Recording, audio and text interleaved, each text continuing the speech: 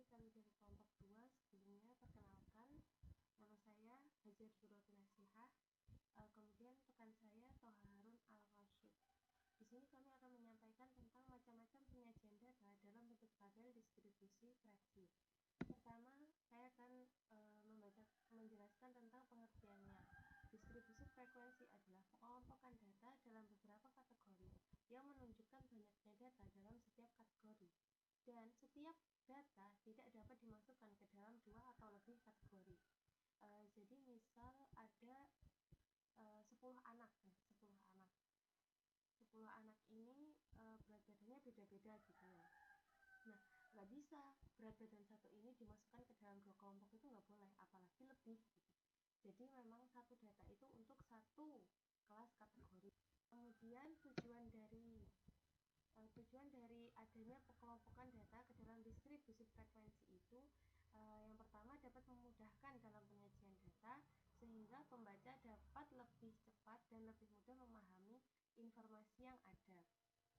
Selain dapat mudah dipahami, itu mudah juga dianalisa karena datanya itu jelas, terlihat, tertata, rapi gitu ya, nggak yang manual terus kita harus hitung satu persatu gitu. Nah, kemudian penyusunan distribusi frekuensi. Jadi dari beberapa sumber saya mendapatkan tiga langkah untuk membuat distribusi frekuensi, yaitu yang pertama mengumpulkan data secara random, kemudian mengurutkan data dari yang terkecil sampai yang terbesar.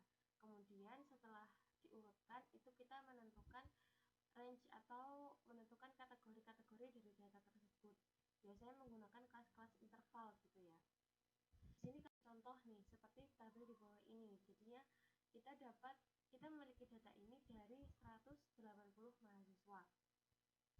Dari 180 mahasiswa tersebut kita acak gitu ya. Kan itu data secara random. Jadi setiap ada anak mahasiswa yang menimbang berat badannya gitu kita catat gitu. Kita catat dulu. Kemudian diurutkan dari yang beratnya terendah sampai yang beratnya tertinggi. Jadi dari yang kurus sampai yang gemuk itu datanya ditata. Kemudian dari data tersebut kita dapat menentukan kelas intervalnya. Nah, di sini hasil dari kelas intervalnya nih. Di sini ada 18 mahasiswa yang memiliki berat 60 sampai 62. Jadi di sini kan kita dapat lebih jelas dan lebih mudah daripada kita melihat tatanan berat badan sampai jumlah 180. Melihat tabel seperti ini kan lebih mudah kita pahami dan lebih mudah kita analisis. Baik, kita di sini akan membahas tentang pembagian distribusi frekuensi. Yang pertama ada frekuensi relatif dan yang kedua ada frekuensi kumulatif. Dalam frekuensi relatif, tabel digunakan bertujuan untuk memudahkan pembaca dalam memahami data secara tepat dan tidak keliru memaknai data. Dalam tabel frekuensi relatif biasanya menggunakan presentase dalam menggambarkan frekuensi.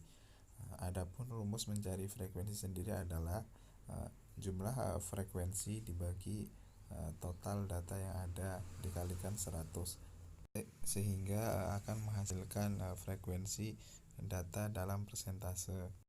Selanjutnya, frekuensi kumulatif yakni bertujuan untuk menunjukkan seberapa besar frekuensi dalam suatu tingkat atau kelas tertentu. Nah, frekuensi kumulatif dapat diperoleh dengan menjumlahkan frekuensi pada kelas tertentu. Nah, ini merupakan salah satu tabel yang paling standar dalam penggunaannya. Dan tabel ini lebih mudah dipahami daripada frekuensi relatif karena langsung menggunakan angka. Selanjutnya, penyajian data dalam distribusi frekuensi biasanya diubah menjadi bentuk grafik. Yang pertama ada histogram, kemudian poligon, dan ogive. Adapun tujuan pembuatan grafik sendiri adalah agar data lebih informatif dan mudah dipahami. Kemudian hal-hal yang perlu diperhatikan dalam pembuatan grafik dari distribusi frekuensi, yang pertama ada pembuatan tabel persiapan, pembuatan sumbu absis dan ordinat, pemberian nama pada sumbu, perpotongan sumbu X dengan sumbu Y yang mana ditetapkan dari titik nol, kemudian menempatkan nilai variabel pada X yang berurutan dari kiri ke kanan, kemudian menempatkan frekuensi pada sumbu Y, melukiskan grafik, kemudian memberikan penomoran pada grafik tersebut. Selanjutnya untuk histogram sendiri adalah penyajian data distribusi frekuensi yang diubah menjadi diagram batang. Jadi grafik di sini ditunjukkan dengan diagram batang, yang mana batang dari diagram tersebut harus saling menempel menjadi satu.